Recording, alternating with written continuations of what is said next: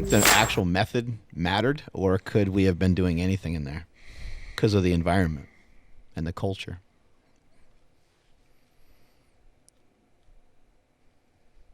Yeah.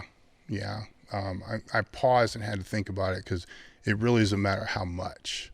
Like how much.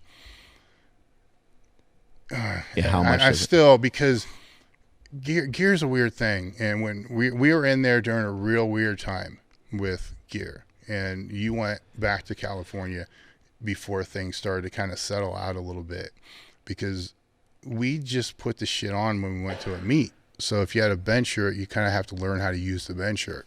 We didn't do that. We just trained raw. This is a big, giant misconception with Westside, by the way. We trained raw all the fucking time. The only time we put the bench shirt on was a meet. I didn't even know if the fucking thing fit. I would try it on the Wednesday before the meet. Okay, this is good, and then go. Squat suit the same way.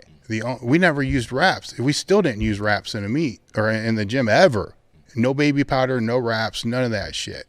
The only thing we would use is briefs, and for dynamic day. Max effort day, you didn't wear shit. Most of the time, you didn't wear a belt.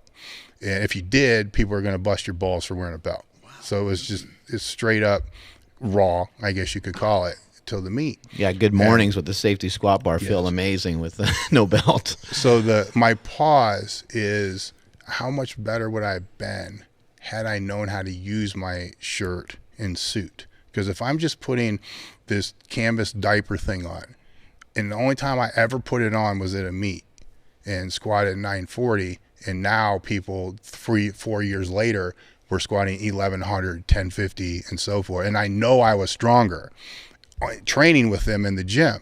I'm not saying I could have squatted the 1050 or 11. I'm not saying that. Maybe I could have. I don't fucking know, because we never trained in the shit.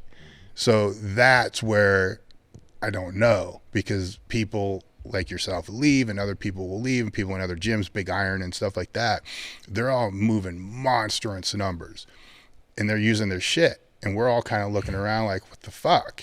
How are they getting 350 pounds out of a bench shirt and I'm getting 40? This is stupid as fuck. What are we not doing right? And that changed after I left. So I don't know how they're really implementing that into the training, but based upon Hoff, it's implemented correctly, because the dude's a freaking beast. So that, I think, could have been better when I was there. I think Chuck could have been way stronger, because we're all the same. So he was going to a meet throwing the shit on too.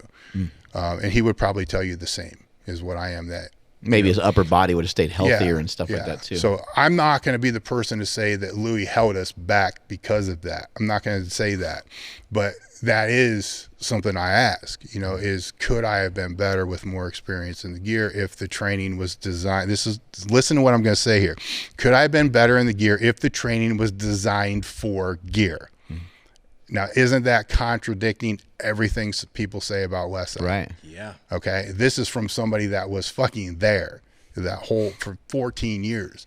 That's the biggest question I have about the Westside method. I came from the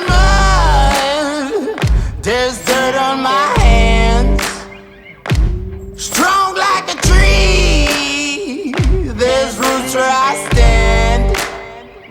Oh, I've been running from the law.